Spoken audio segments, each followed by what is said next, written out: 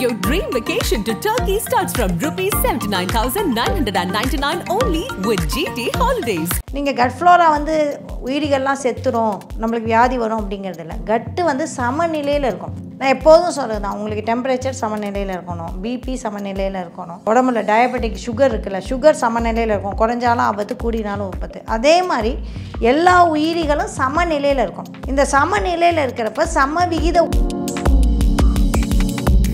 சக்கரை மட்டும் சாப்பிட்டிங்கன்னா ஃபாசிஸ்ட் அரசாங்கம் உள்ளே வந்துடும். ப்ரெட் இருக்குது பார்த்தீங்களா, இன்னும் இல்லை, சிம்பிள் ப்ரெட்டு. இன்றைக்கி ப்ரெட்டு செஞ்சால் நாளைக்கு பூஞ்சை பிடிக்கணுமா வேண்டாமா? பிடிக்காமல் எப்படி ஒரு வாரம் ப்ரெட்டு இருக்குன்னா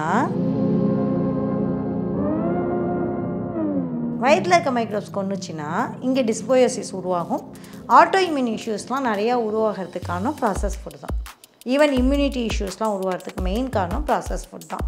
நம்மளோட கட்டு கெடுறதுக்கு நம்ம கலிஃபோர்னியாவிலேருந்து இறக்குமதி பண்ணுற ஆப்பிளும் ஒரு காரணம், நம்ம தக்காளி விளையாமல் போகிறதும் ஒரு காரணம்.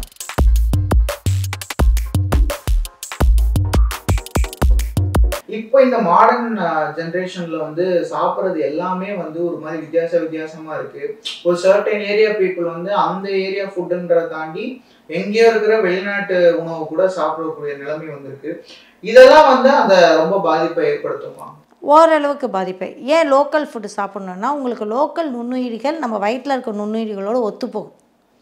வெளியில் இருக்க நுண்ணுயிரிகள் அப்படிங்கிறப்ப நம்மளோட ஒத்துப்போகாது. கட் ஃப்ளோரா இம்ப்ரூவ் பண்ண இன்னொரு விஷயமும் இருக்குது. வெறும் காலில் வந்து நம்ம வயலில் சுற்றி வர்றது, கார்டனிங் பண்ணி மண்ணில் விளையாடுறது, குழந்தைங்கள்லாம் மணலில் விளையாடுறது இல்லை, இந்த ஸ்கின்னுக்கெல்லாம் அவ்வளோ நல்லது அது. ஸோ அப்போ என்னென்னா உங்களோட நுண்ணுயிரிகள், உங்களோட லோக்கலைஸ்டு நுண்ணுயிரிகளோடு நீங்கள் அதிக அளவில் எக்ஸ்சேஞ்ச் பண்ணிக்கிட்டே இருக்கும். எக்ஸ்சேஞ்ச் பண்ணிகிட்டு இருக்கப்ப கட்டு வந்து நீங்கள் கட் ஃப்ளோரா வந்து உயிரிகள்லாம் செத்துரும் நம்மளுக்கு வியாதி வரும் அப்படிங்கிறது இல்லை. கட்டு வந்து சமநிலையில் இருக்கும்.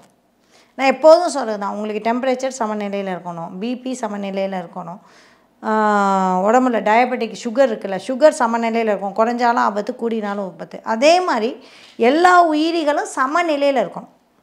இந்த சமநிலையில் இருக்கிறப்ப சம விகித உணவுகளை நீங்கள் சரியாக சாப்பிட்டா மட்டும்தான் இருக்கும். வெறும் சர்க்கரை உணவுகளே சாப்பிட்டிங்கன்னா என்ன ஆகும்?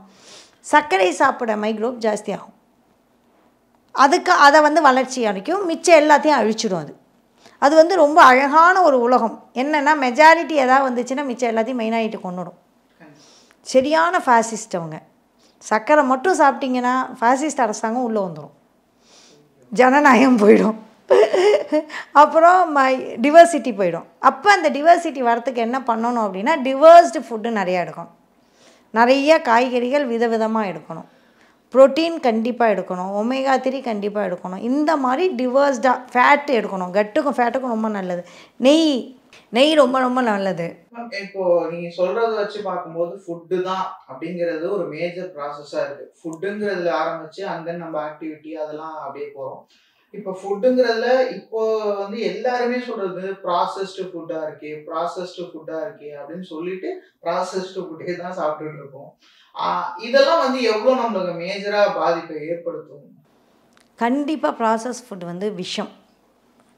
எப்படி அப்படின்னா,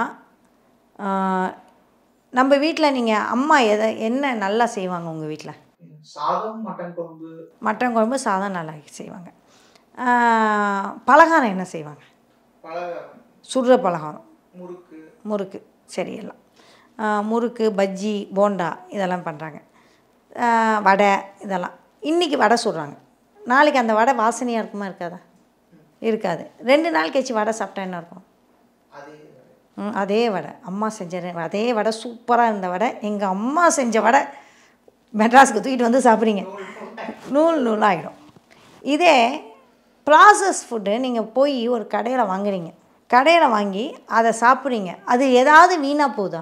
அதுவும் பேக்கெட் வாங்கினோன்னே, அதுவும் இந்த ஆனியன் அப்படிம்பாங்க, ஸ்வீட் ஆனியன்பாங்க, பார்த்தா வெங்காய வாசனை வரும். வெங்காய வாசனை எப்படா 3 மாதம் இருக்கும்?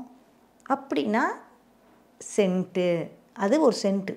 ஃப்ளேவருங்கிறது ஆர்டிஃபிஷியல் ஆடட் ஃப்ளேவர்னு அவன் போடுறான், ஆனால் அது சென்ட்டு, பர்ஃப்யூமை சாப்பிட்றோம். அப்புறம் ப்ரெட்டு இருக்குது பார்த்தீங்களா, இன்னும் இல்லை, சிம்பிள் ப்ரெட்டு. இன்றைக்கி ப்ரெட்டு செஞ்சால் நாளைக்கு பூஞ்சை பிடிக்கணுமா வேண்டாமா? பிடிக்காமல் எப்படி ஒரு வாரம் ப்ரெட்டு இருக்குன்னா அங்கே இருக்கிற மைக்ரோப்ஸை கொல்கிற அளவுக்கு ஏதோ ப்ரிசர்வேட்டிவ் போட்டிருக்காங்க. மைக்ரோப்ஸை கொல்கிற ஒரு ப்ரிசர்வேட்டிவ் நம்ம வயிற்றுக்கு போய் என்ன பண்ணும்? வயிற்றில் இருக்க மைக்ரோப்ஸையும் கொன்னுடும். வயிற்றில் இருக்க மைக்ரோப்ஸ் கொன்னுச்சுன்னா இங்கே டிஸ்போயோசிஸ் உருவாகும். ஆட்டோ இம்யூன் இஷ்யூஸ்லாம் நிறையா உருவாகிறதுக்கான ப்ராசஸ் ஃபுட் தான். ஈவன் இம்யூனிட்டி இஷ்யூஸ்லாம் உருவாகிறதுக்கு மெயின் காரணம் ப்ராசஸ் ஃபுட் தான்.